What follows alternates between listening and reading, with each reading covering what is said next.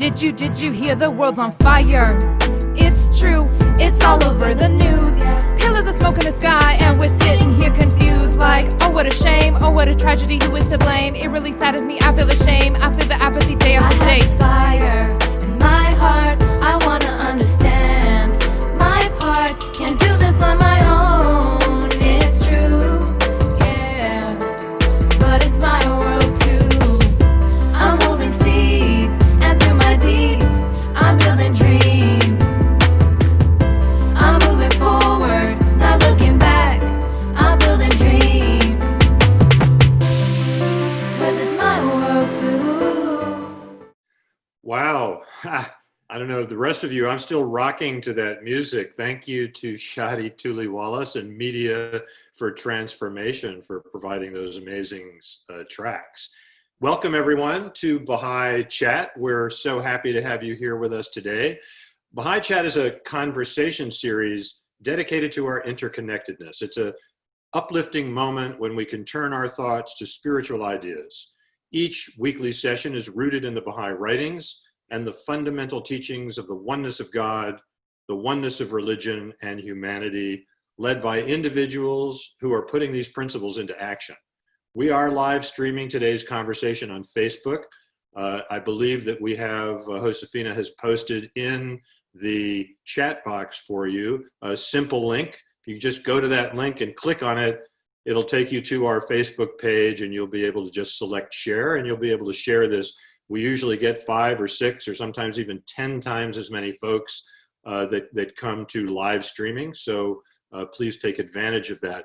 One of Baha'i Chat's focuses is casting light on the many organized community building activities that Baha'is, together with friends and associates from all religious and other backgrounds, are engaged in around the world. Today's topic is transforming culture through film and music. To explore this, we're joined by 2 very special guests, each deeply involved in such activities, with a special emphasis on the youth in their respective communities, building spiritual strengths, resilience, and confidence. First, we have Esther Maloney, a Montreal-born film and theater artist, writer, and educator. Esther is founding director of Illumine Media Project, which creates uplifting content with and for youth in Toronto neighborhoods. She holds a BFA in theater performance and recently completed an MA focused on media literacy and creation processes with youth. She's the author of the children's book, The Lovebird's Freedom, Plant, Love, Grow, and spends a lot of time sitting on the floor building Lego with her son. Welcome to the chat, Esther. Thanks so much, David. It's great to have you here.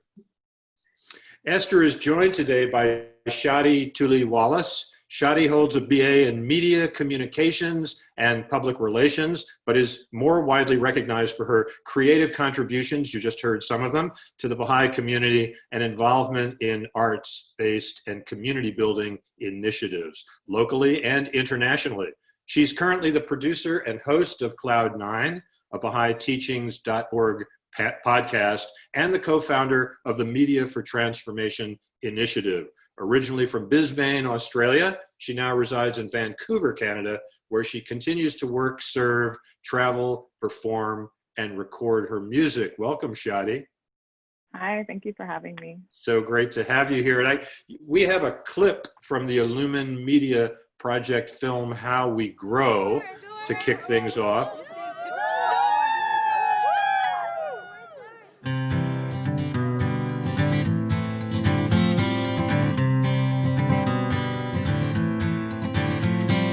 Everything we've done's gone wrong, let's break it down and try again. Live your life and love your friends and give yourself a chance to win. Break down all the walls you see and build them in a way that's free. We will, we will, we will, we will, we will. Everything we've done's gone wrong, let's break it down and try again. Live your life and love your friends and give yourself a chance to win. Break down all the walls you see and build them in a way that's free. We will, we will, we will, we will rebuild. We will, we will, we will rebuild. I'm sharing this presentation, as I mentioned, from Toronto, which is also known as the Dish with One Spoon territory. And that's a treaty which was between the Anishinaabe, the Haudenosaunee, and the Mississaugas of the New Credit. And I just wanted to start today by acknowledging this land and those who have and continue to take such great care of this land in a way that allows all of us to work towards peace and respect and friendship. I grew up in Montreal, and I'm a descendant of French and Irish and Polish Jewish settlers.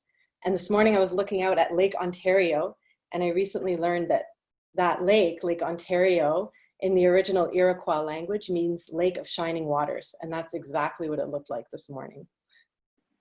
Beautiful. Where are you, Shadi? Tell us. I'm in Vancouver, British Columbia, and this is also the territory of the Musqueam, Tsleil-Waututh, and Squamish peoples, and I'm so honored to be able to live and work and serve on their territory. So with that, I'd love to start with those acknowledgements, but Esther, why don't you tell us a bit about Illumine? Absolutely. So it would be impossible to talk about Illumine Media Project without also talking a little bit about this Junior Youth Spiritual Empowerment Program. And this is a really powerful program that exists all over the world. And about 10 years ago in Toronto, this program was really vibrant, and there was young people from all kinds of neighborhoods that were taking part in this program. And some of the key aspects of the program were that these young people who are aged about 11 to 14, and I don't know, for most of us, we can probably remember what it was like to be that age. It's this kind of awkward age where you're not a kid anymore, and you're not really fully a teenager, and you start to notice all these things about the world. And at that age, you want to develop like your powers of expression. You need to be with friends who really help you grow and advance and kind of think about your own talents and capacities. And you need to serve and be actually active in your community and in your neighborhood. And this program seems to be a really excellent way for young people that age to develop those qualities and to do it within a group of friends.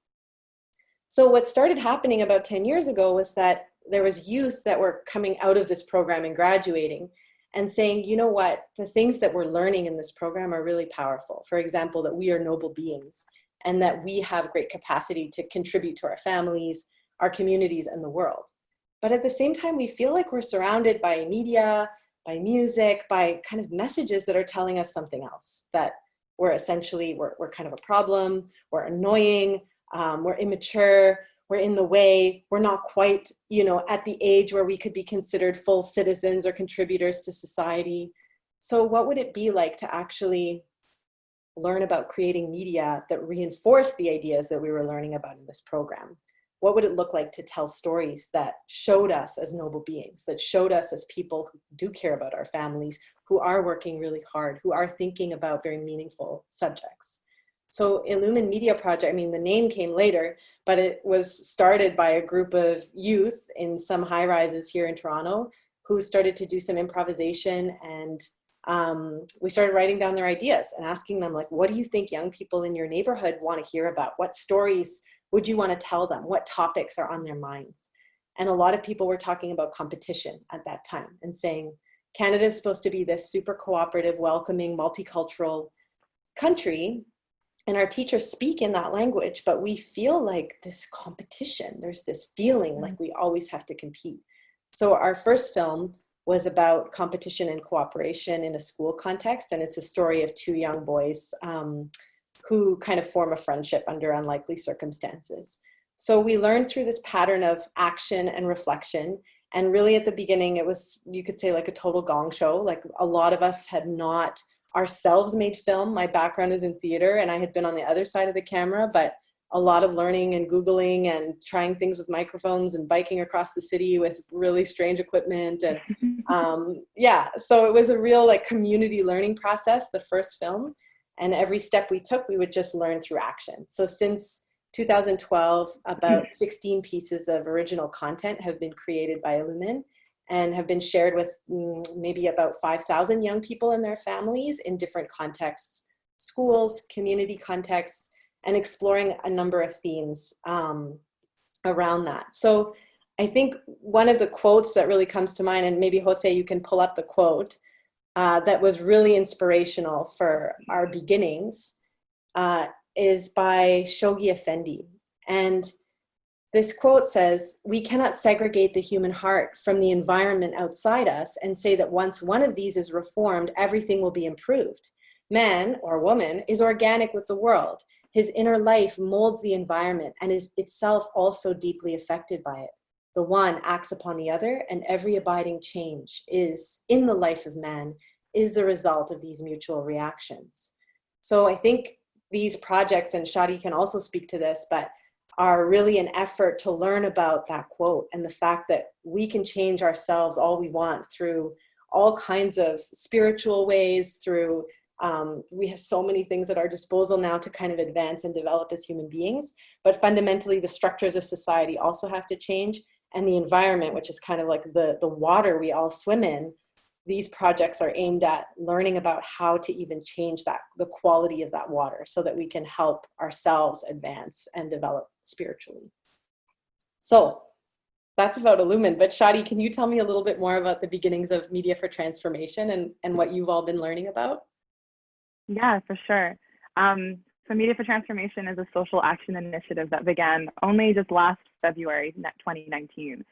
And it's inspired by the Junior Spiritual Empowerment Program. And the project recognizes the powerful influence that media and society has and is motivated to create positive content that contributes to the moral and spiritual empowerment and development of youth that are aged 11 to 14, which we recognize as junior youth.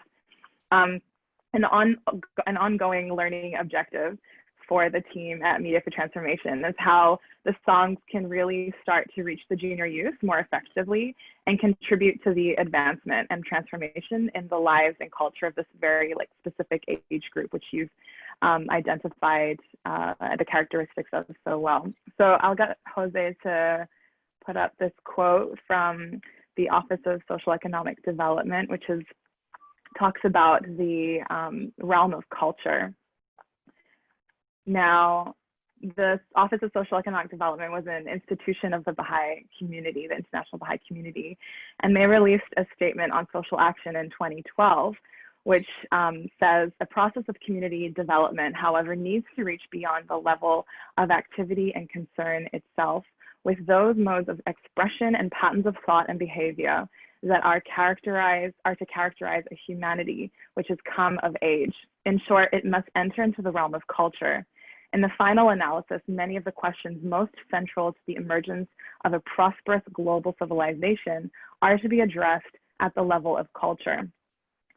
So this kind of quote focuses on the fact that the process of community development needs to go beyond patterns of thought and behavior and really at the level of culture, which is what you were speaking to earlier, the level of environment that we surround ourselves with.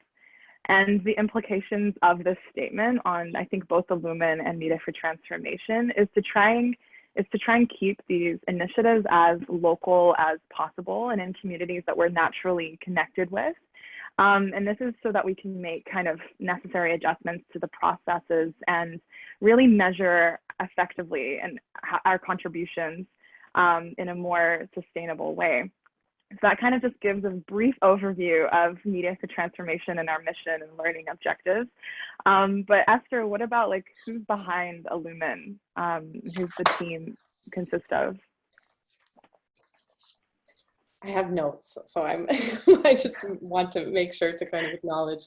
So as I kind of described at the beginning, really we were a group of young people who were kind of around the junior youth program who wanted to learn about making films. And at times we were assisted by professionals who, we would say, we need to learn how to light indoors, or we need to learn how to edit, or we want to take more creative shots, or how do we integrate original music into the editing process? How do we write with more meaningful characters? So we would kind of draw on resources as needs were identified through action. But really, the core of Illumine is probably 40 or 50 youth who have sacrificed their time, who have volunteered over the years on Christmas breaks, summer holidays, to kind of shoot for a week, sometimes 2 weeks, to rehearse, to deal with all the intense logistics of a film shoot. And we think of them as communities of practice within Illumine. So You have a community of practice around editing, around audio capturing, around camera work, around acting. There's a team of directors who've been learning and kind of advancing together. So those communities of practice mean that those teams can kind of set their own schedule, their own pace, their own learning objectives. They can accompany younger ones into roles of production. So that gives those teams a lot of flexibility. And then production is a time when everyone kind of pulls together and works as a big giant team. So I think those communities of practice, and Jose, maybe you can pull up the next quote, really highlight the way that the Universal House of Justice, which is the governing body of the Baha'i world, writes about young people. They wrote in 2013, they were describing essentially that we're living in an age of self-interest. And I'm thinking about this today. I was sharing with Shadi and Josefina and David that there was a Black Lives Matter protest that just went by a window right before we started. But there is this awakening, right? People are really waking up. And here the House of Justice writes, it is heartening to encounter individuals from their mid-teens to their 20s who are ready to put the needs of others before their own. That such high-minded youth, by dint of their own exertions, as well as the momentum they lend to the whole community, should be contributing so effectively to efforts everywhere underway, bodes well for the anticipated acceleration of these efforts. So seeing youth in that light has been really helpful in terms of gathering these communities of practice. So Shadi, tell me a little more about your team, and I know you have some images to share too. I do, and it's funny because we really try to remove our identities from this project and really just focus on the process. So it's funny to kind of have these faces associated with the project, but you should know that there's like dozens of others that were not captured in these very few slides. So we're basically a group of animators and friends that are working closely with the Junior Spiritual Empowerment Program in the Vancouver area. Everyone brings a variety of experiences and capacities to the group. Some are more musically inclined, while others bring their unique experiences from the field of service, from working with junior youth in the neighborhoods, into the storytelling and the narrative development of our creative process. And right now, I guess you can say we're really learning about how to integrate younger youth, say like grade 10 to 12, who are new animators, and they're being accompanied through the animating process and through studying the texts that will help them build the tools to become effective animators. And we're really trying to build on this pool of resources, really because this age group is more fundamentally connected to junior youth. They're much more aware of their interests, their concerns, and just by being only a couple of years older, just more connected. And offer a lot of insight to the group of animators. So you can see here, these are just some photos of the creative writing process. And these are taken at we have a facility at the local Baha'i Center that has dorms and rooms where we kind of gather every few months. And I'll explain a little bit more about the creative process in a bit. But I guess now is a really good time to kind of explore the process, which I think is the meat of this presentation. So I'd love to learn a little bit more about Illumine and your creative process. Thanks, Shadi. Your workshops look so fun. I want to be there. I'd love to have you. We would love to have you. Yeah, I think I described a little bit earlier about this kind of iterative process of like youth doing improvisations and us kind of starting to get a bit of a read of the social reality of a particular neighborhood or of a theme that seems to be emerging from particularly young people at a certain time. So when we began from 2012 to 2014, we were doing these standalone films that were really for junior youth ages like 11 to 14. And the themes were around like truthfulness, friendship, and cooperation and competition. And so these themes were very rich, and we were able to collect a number of stories, and we would have community readings where we would share a script. And sometimes we would say like, this happens in this scene, but we don't know how everyone talks. So let's improvise what everyone would sound like. And would you really say that to your mom? And what would your brother really say if you did that? And kind of pushing and playing, and through play, a lot of the dialogue kind of came out.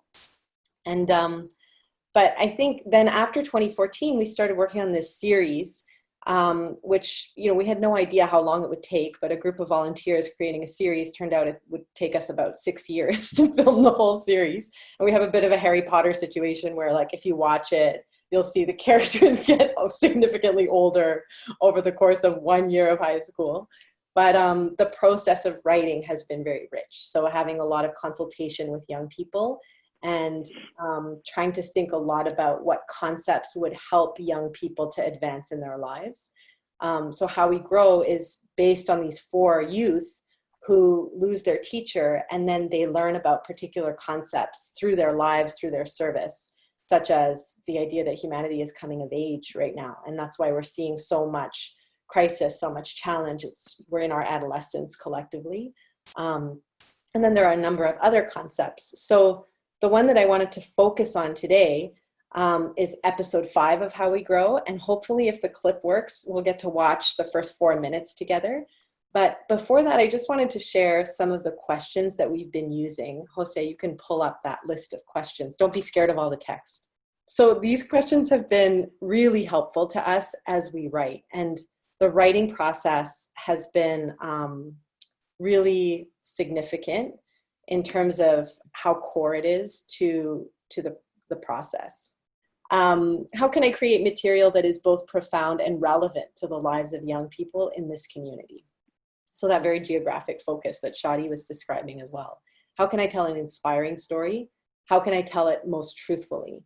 So we could even see, like, inspiring and truthful. Sometimes maybe in our society we have this idea that truthful, like telling the truth or the raw truth, is necessarily negative. But there are other aspects of truth. So we've been trying to learn about that. How can we show transformation? How can we show negative forces without creating stereotypes or personifying evil? This one's really tough. We've been learning a lot about that. Where do our protagonists' wisdom come from? And then, of course, how do we show it?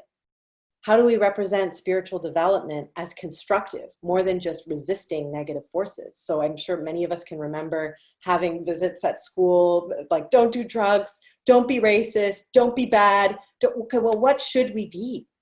How do we learn how to be, right? So trying to write narratives that help us do that. How do we create characters that youth in our community admire and would aspire to emulate? How can we create stories that portray the true spiritual identity of young people? And we can go to the next one. This quote has also been really helpful to us.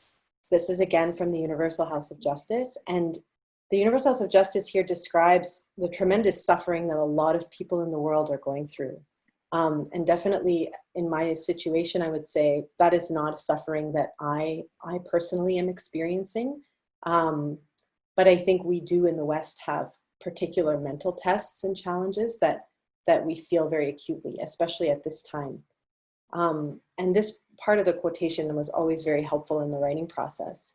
What they desperately need, and this is all of us, what all of us need, is to know how to live their lives. They need to know who they are, to what purpose they exist, and how they should act towards one another. And once they know the answers to these questions, they need to be helped to gradually apply these answers to everyday behavior. It is to the solution of this basic problem of mankind that the greater part of all our energy and resources should be directed. This quote, every time I read it, I'm like, because at the end, it's like, it's just a basic problem, but it's so profound, right? And it's really about who we are. And can media do this? Can media actually help us advance in terms of teaching us who we really are and to what purpose we exist? So the example I want to share, hopefully the video works. In episode 5 of How We Grow, we have a young woman who is graduating high school, and she's trying to figure out what she's going to do with her life. You know, that big moment at the end of high school and everyone's grilling you about what you're going to study. And we had noticed in conversations with youth that basically in the school system here, youth are not really asked to think about what they want to do until they're in about grade 10. And then it's like, hurry up, you're going to have to decide. In grade 9, you have to make some decisions, but then a little further on, it's kind of like, hurry up, you should know this already. But we hadn't seen, and some of the teachers have also mentioned this, that there needs to be earlier career workshops.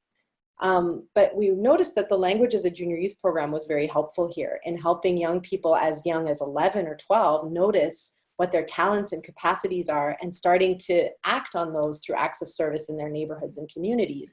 And that starts to give them insights into like, hey, I'm actually kind of good at this. Or I brought joy to my neighbor when I like painted them a picture, or when I fixed their garden, or when I fixed their bike, or, you know, what am I learning about my own talents?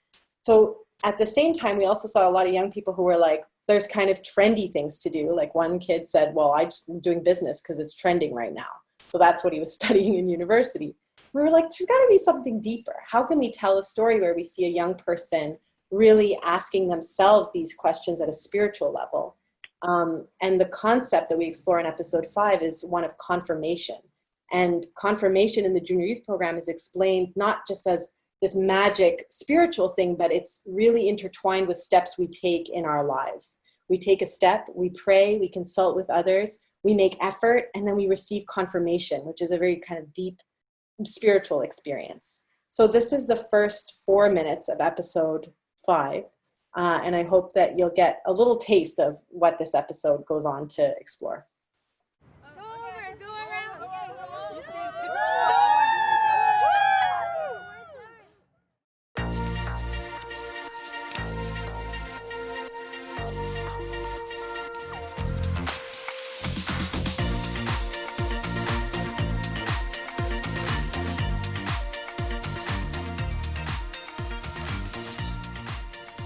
Do you know who's coming? Oh, our uncles and cousins. Oh, I heard Uncle Sanchi was gonna come today. Someone also made Shira. Why do we have to have Shira every year? Man, I dread Diwali. So, what do you like about it? I love the way how Diwali celebrates how light wins over darkness. Mom will be happy you're wearing her necklace. It's so old. Kamal says university applications are due next month. Have you applied? That's what this whole party is gonna be about. Everyone asking those questions. I'm applying to life sciences. I'll be a doctor. You faint at the sight of blood. That's true. But pharmacy has no blood. That's me, pharmacist. Sarah says you're really good at math. Wait, don't pharmacists do math? Anjali, Maya, come.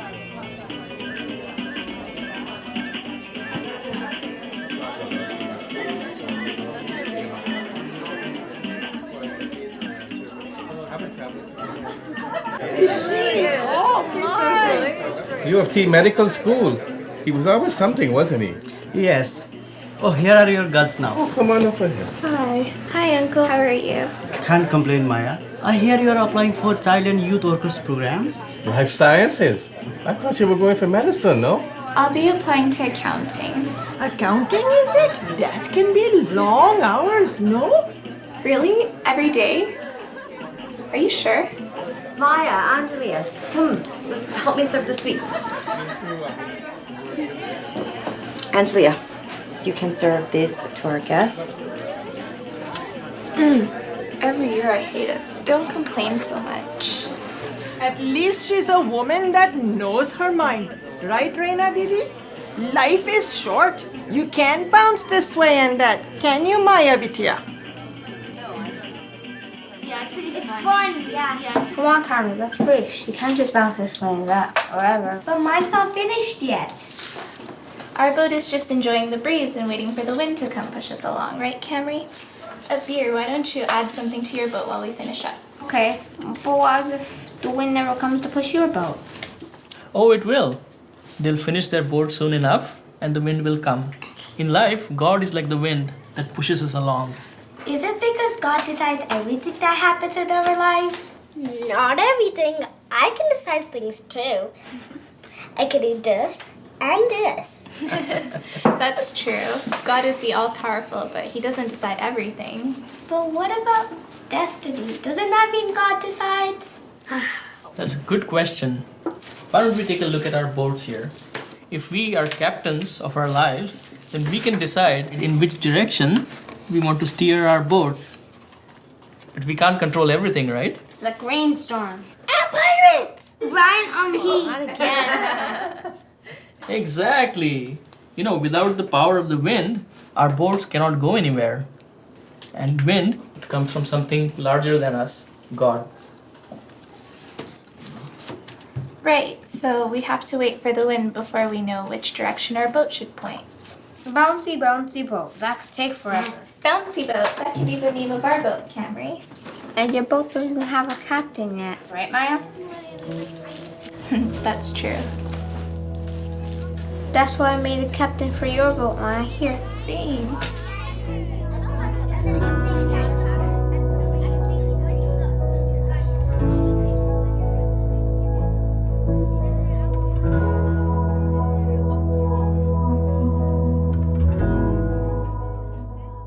Thanks for sharing that clip, Josefina. So I think anyone who would like to see the rest of episode 5, you can catch it on our Vimeo channel. But essentially, I think you get this taste of a young woman who learns to be the captain of her own ship, but through learning a little bit about this concept of confirmation, which is really about her own relationship to the Creator and the steps she takes in her life and what she learns through serving in her neighborhood as well. Shadi, let's hear more about Media for Transformation and how you guys create your awesome songs. What does that look like? Well, that was such a beautiful portion. I know there's so many films, there's so much to choose from, but that was just like so perfect for this plenary. So I'm glad you chose it, and I'm glad it worked.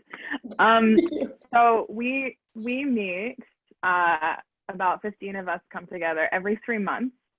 And so the hope is that every year we'll have roughly like 15 songs that, or 12 songs that have been created by the end of that year. So we meet every 3 months, and we really want to come together to learn how we can reinforce and enhance concepts that the junior youth are exploring in their groups through lyrics. So one thing to keep in mind is that before we get together, we ask everyone to submit melodies. So really our focus isn't about the melodic kind of creation of the songs. It's really focused on the lyric writing. So every 3 months we come together and we have an in-depth text study, which comprises of us coming together and reading one of the texts of the junior youth program. And often we think about like what's being widely studied in the neighborhoods or in the area, in the region, or anything that we feel like has themes that are really prevalent to some of the concerns that the junior youth are experiencing right now. And then we come up with themes, 3 major themes out of that text study, and then we pair it up with melodies that were submitted earlier on. And so this way it's kind of already been decided by the larger group which melodies we're going to be using and then which themes we're going to be exploring as a group. And then the following weekend after the text study, we have the music seminar, which is roughly 2 days of the weekend. We come together on a Friday night. We reflect on the text study and the themes that were explored, and really trying to spend that week in between exploring and refining how this theme relates to the junior youth in our group and how they're processing and relating to that theme in their everyday life, because that's where we can draw on the narrative of their experience or their lived experience of this concept. And so when we come together, we also study quotations from the House of Justice, from the central figures of the faith that kind of allude to the importance of consultation, detachment from ego, because ego is a really big thing when you're songwriting. You can really attach to that idea that you're contributing. We want to learn how we can remove ourselves from this, and also try to have a real like unity of vision moving forward. And I just want to stress how important the lyrics are throughout the process.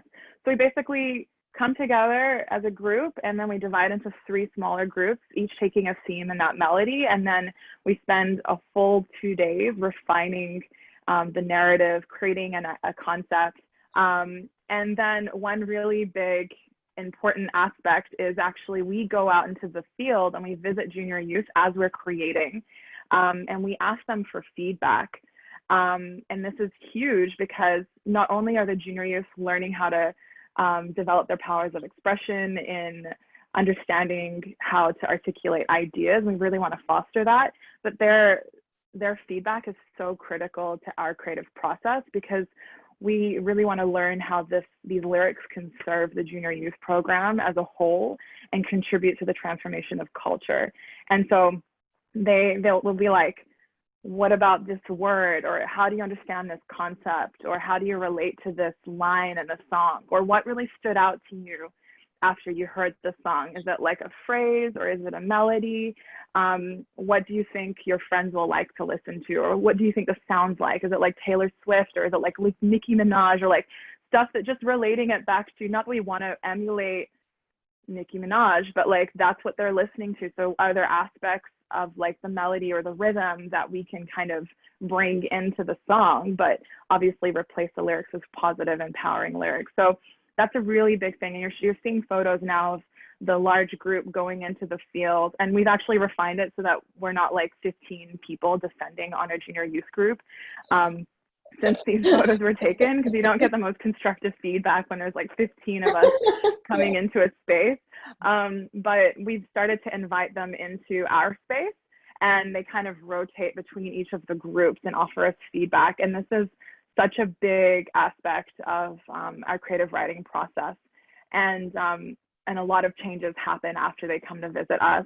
And another aspect of our creative writing process is that I said earlier, we all come with unique abilities and capacities. And so we rotate. Often one member from one group will go in another room and contribute to that group, because it's fresh eyes and fresh ears really offer a lot to the writing process. And they might have a gift when it comes to lyrics or melody, creating hooks and things like that they can offer to the group. And I love this idea that like, we're not, the whole group isn't finished until every group is ready to record.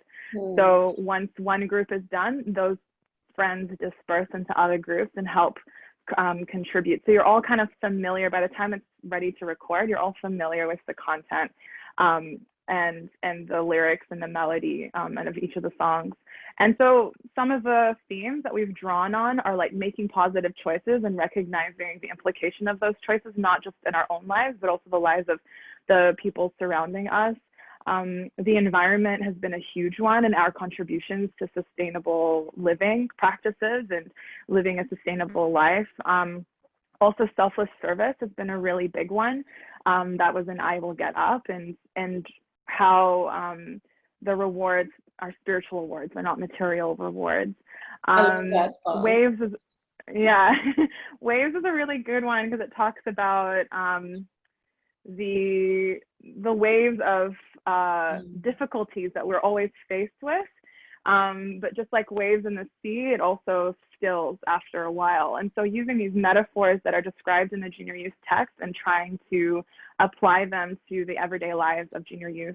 And something really cool in the creative writing process is that we always create an image of a junior youth, and we articulate their life and their surroundings, and we really try to gear this one song towards this one junior youth that's a real person in our group, because this helps us to kind of formulate a very concise narrative, address this one concern. A lot of things to do with bullying and also fitting in, and the value of studying in school, and there's just so many concepts that are in these texts that have so much potential for narrative, and it's so fun to just sit together and think about how these concepts actually like evolve in the lives of these junior youth, and our relationship to them is really fundamental. And so that's obviously taken many years to develop a strong junior youth program in these neighborhoods, and really starting to kind of build on those relationships and thinking about how those relationships can also be brought into the creative writing process. So yeah, that's basically it. I'll ask Josefina to bring up a quote from the Universal House of Justice that has really been the launch pad for a lot of our processes. And the House of Justice, in a message from 2011, said that new elements of culture will evolve over time as people hailing from every human group inspired by the revelation of Baha'u'llah give expression to patterns of thought and action engendered by his teachings in part through artistic and literary works. And they later go on to say, we long to see, for instance, the emergence of captivating songs from every part of the world and every language that will impress upon the consciousness of the young the profound concepts enshrined in the Baha'i teachings. So with that said, Esther, I know that we're Yeah. Do you want to listen to something? Is that what you said? Yeah. Yeah, for sure. So I know that we're kind of like pushing time. So maybe I can just share briefly. We had one instance where we shared a song with some junior youth, and the song was inspired by the text Learning About Excellence. And there's a part in this text where the junior youth is lamenting to the animator, saying how they can't talk to their parents, their relationship has changed. They don't feel the love from their parents anymore because their parents are working all the time, and they feel like their parents don't understand what the junior youth is going through. And so this junior youth is lamenting to the parents and to the animator, sorry. And then the animator kind of reinforces this idea that the love of the parent or the guardian or the step parent or auntie, uncle, whoever is always there. It's always there as the roots of this giant tree. And just like we grow and mature and our maturity evolves, so do the leaves of that tree, just like the seasons are always changing. But the love, the sincere love is still there, just like the roots in the tree. So I'll ask Josefina to share the song, just a portion of the song, Roots. And this section here just speaks to, it's just a conversation between the junior youth and the animator, and the junior youth is talking about how they don't think that if they were honest to their parents would listen, and the animator kind of shares how that concept of the tree and the metaphor. So I'll just have you guys listen to this for a couple minutes just to see what we came up with.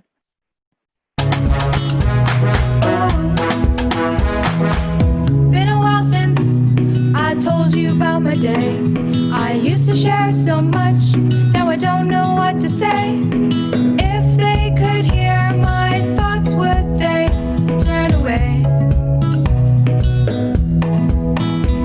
I used to share the worries I now face alone. Or did I just choose to face them on my own? If they could hear my thoughts, would they turn away? I know it's hard to feel that they love you, know that they really do, really. Love's like the tree that lives through the seasons. Leaves always change, but roots stay true.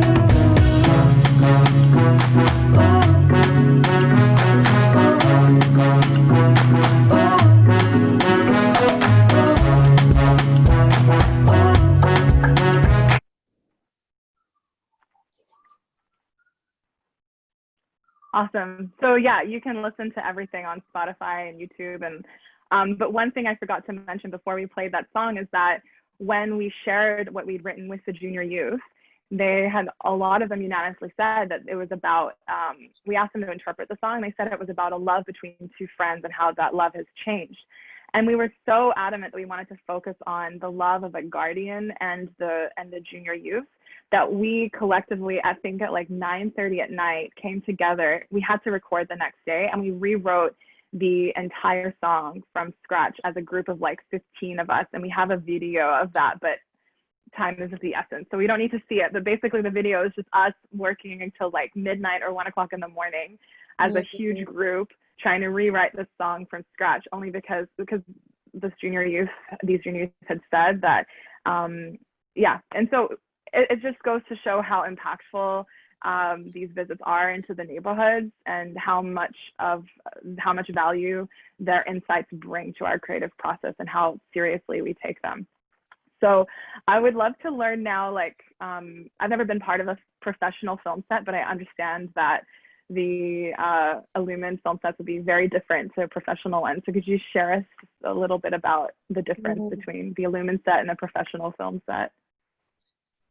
Yeah, I mean, there's a few things I could highlight. I think just because it emerged out of a community-based program that is so oriented around service, one thing that a lot of people might notice about our films is that there's no credits at the end.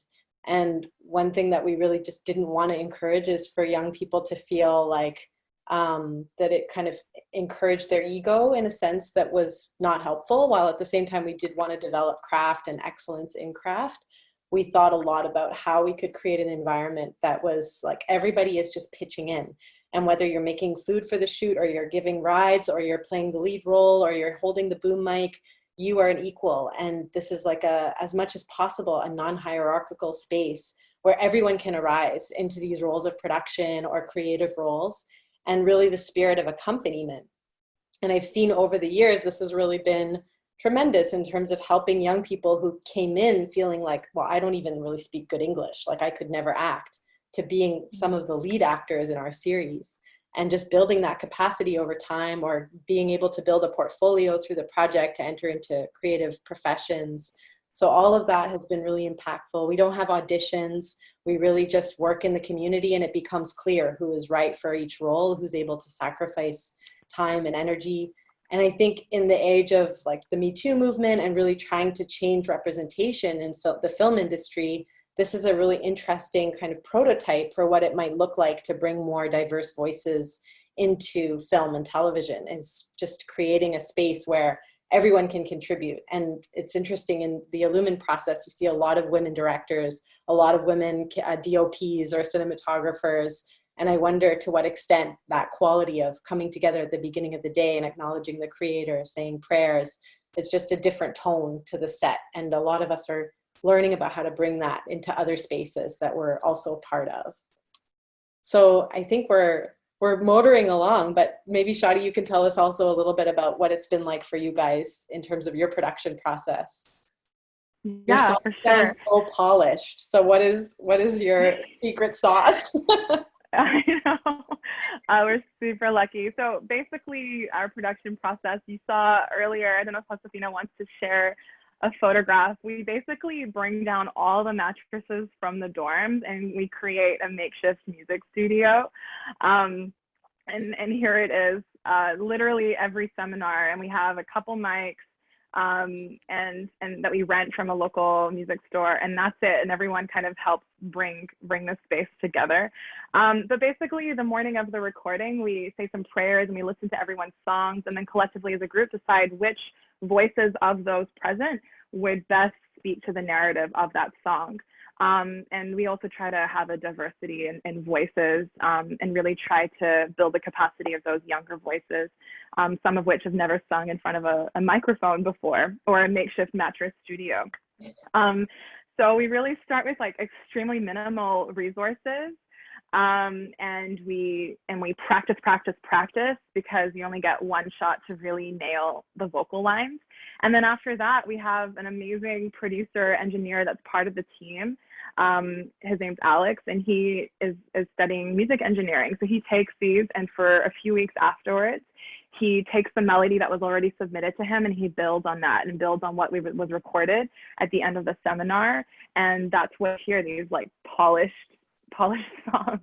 And you can hear that in the beginning, it was less polished, and now we're kind of really focusing on like enunciating, making sure that we're trying to sing as in tune as possible, because these are things that just take time afterwards, and really trying to build capacity in those that are participating throughout the creative process.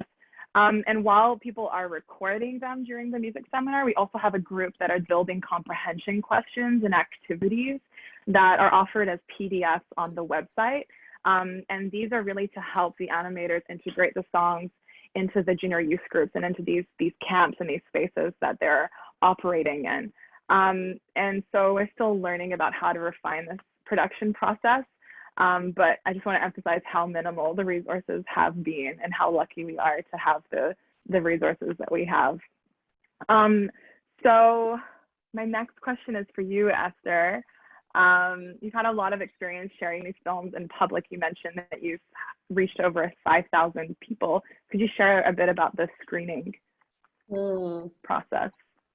Yeah, I mean, it's, I think, similar to what you shared, that we develop a set of questions that we want to have discussion with the young people around. And I've noticed that this is also a little bit different than what you traditionally see even in like youth film programs. Often you just have questions where like the director would have to answer about the process. But in this case, we're actually asking the junior youth or the participants. Sometimes we have intergenerational screening spaces. And we're trying to learn from them. Like, does this capture your reality? And in a sense, also, where have we not captured your reality, so that we can learn to do it with greater refinement every time we create a film, to go deeper and deeper and really listen to those in the community. We've also been learning about training facilitators. Some of these are actual animators that are already facilitating or animating junior youth groups in Toronto, but we've also been working with a group of high school students at a sister high school to the middle school. So, and some of them actually saw the films at the middle school a few years ago, and then now they're able to be trained to go back and facilitate the screenings with their younger siblings in the middle school. So we're hoping to kind of continue building capacity in that respect and helping high school students and youth see themselves as capable of having rich conversations about the content with those that are younger than themselves. And to learn deeply at the local level. So even though our films are shared online, there's no password, anyone can access them, we really want to have those in-person conversations. And we've continued even during COVID-19 to have online screenings and to share these with a number of schools and teachers over time. And there's also a little video, I don't think we'll have time to share it today, but online you can see a short documentary with one of the teachers at the school, and a few of the students are interviewed and they talk about the series and what that's been like for them, and some of the creative activities we do with them, like storyboarding and developing their own media content within the classroom. Wonderful. I wonder if Josefina can include those links in the chat so those listening on Zoom can find them afterwards. Yeah, our dissemination, we only started in February last year, so our dissemination process is quite nascent. We've had a lot of experience sharing the songs in junior youth groups and at camps. Obviously, we play them in the car as a nice alternative to what's already out there, and we have tried to have elevated conversations about the themes in the songs. I've even had home visits with the junior youth, and they wanted to sing the song as a way to kind of share what they were learning about in group. And we try to make the songs as easily accessible as possible. We have Spotify, Instagram, YouTube, even TikTok. Everything's on there in the hopes that junior youth will use these songs and create fun dance moves to them. But really, we're in the beginning of our dissemination process and learning to evaluate how we can evaluate process and progress and really transformation. But for the last few years, it's just been focusing on the creative songwriting process and refining that. Since COVID, we haven't been able to gather as a group. We've had to cancel a few seminars. So we've created some songwriting challenges that junior youth in the region can help write songs. We've created tutorials for junior youth if they wanted to learn how to play the songs at home. And we're looking to kind of continue the music seminars virtually, if that's possible, until we have more safer kind of areas where we can gather as a group. And yeah, it just feels like we're in the beginning of this process of learning about how we're transforming culture through lyrics and music.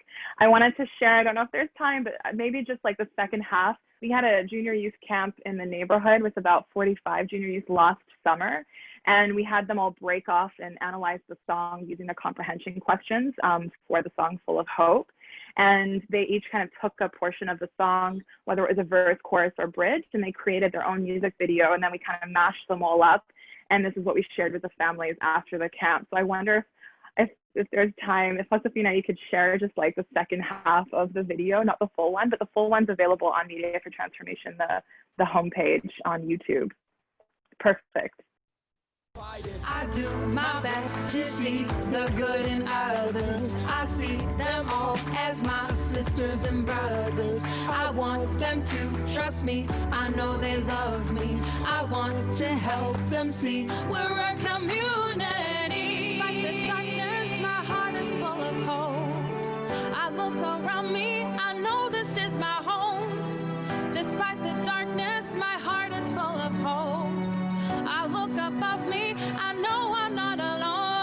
I do my best to see the good in others. I see them all as my sisters. I know I'm not alone. I want them to trust me, I know they love me.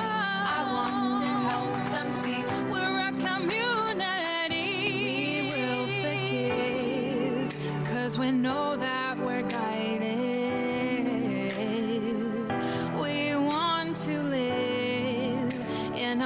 world that's united.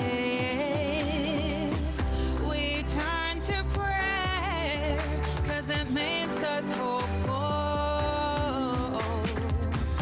We feel the love for everyone, 'cause we know we're created noble. Despite the darkness, my heart is full of hope. I look around me, I know this is my home. Despite the darkness, my heart is full of hope. I look above me, I know I'm not alone. Despite the darkness, my heart is full of hope. I look around me, I know this is, I know I'm not alone. Despite the darkness, my heart is full of hope. Thanks Anyways, for that sharing gives that, you Shadi. They're so sweet. Yeah, thank you. I know we're kind of running out of time, but I just thought it gives you an idea of how they internalize the concepts, and then they can creatively be inspired by the lyrics to create something themselves. Hi, David. Yeah. Thanks for coming back. Hi, Hey, David. listen, I got to tell you guys, I thought I'd take a break, but I just could not leave my chair. What an incredible presentation. It's really so moving. And I have a question because, I think in our culture, there's even an expression that children or youth should be seen and not heard. And I know that like you're working with young people, not only from Baha'i families, but from many different backgrounds. And I'm just curious, like, with so much the seen and not heard attitude, how these young people respond. Are they surprised? I would think that they would be, just delighted to be able to be taken seriously and to discuss these things and to have you listen to their thoughts and ideas. Just what are your thoughts about that? One of the... I could just Shadi, go ahead. Go for it. No, you go for it. I don't really have much to add. In this short clip that we didn't get a time to share, but the teacher talks about the facilitators that come into the class. And I always think it's interesting. One of the things she says, what I love about this initiative is that the facilitators that come in are really patient and they actually listen to the things that the students have to say. And it really strikes me that so much of what is lacking in our education systems sometimes is that time for the teacher to just sit and listen to what the student has to say.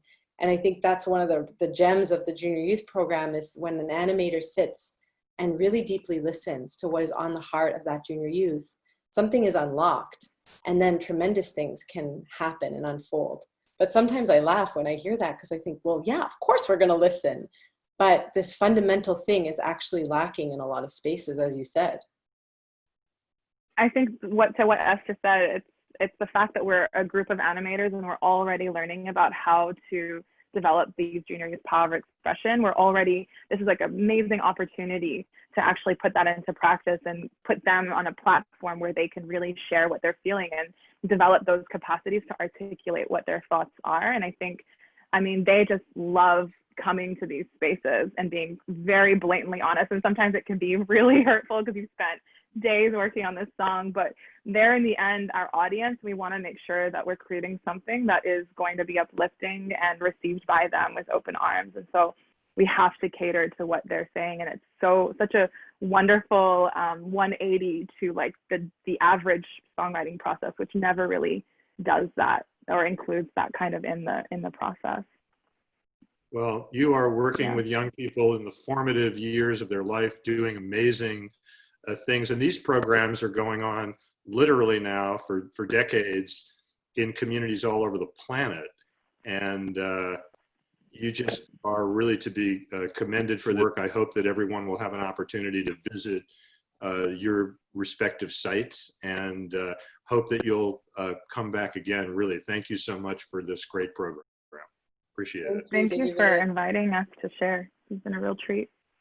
Thank you. Well, just quickly, as we are reaching our time here, like to just mention that next week we will have a very interesting discussion, Islam and civilization.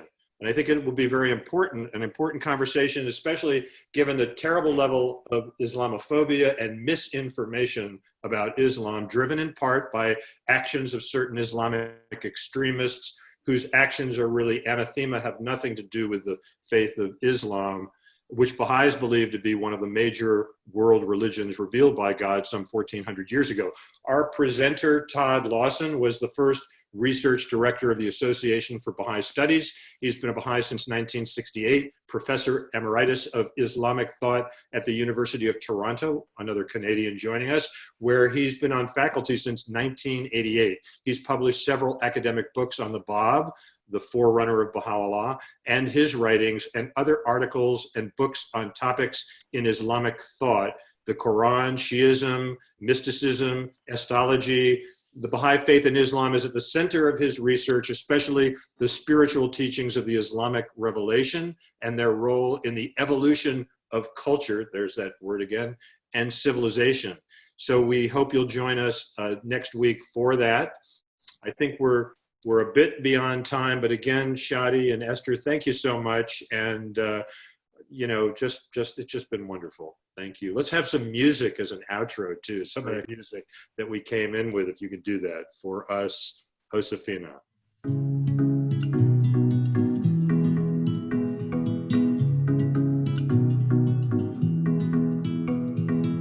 I was raised by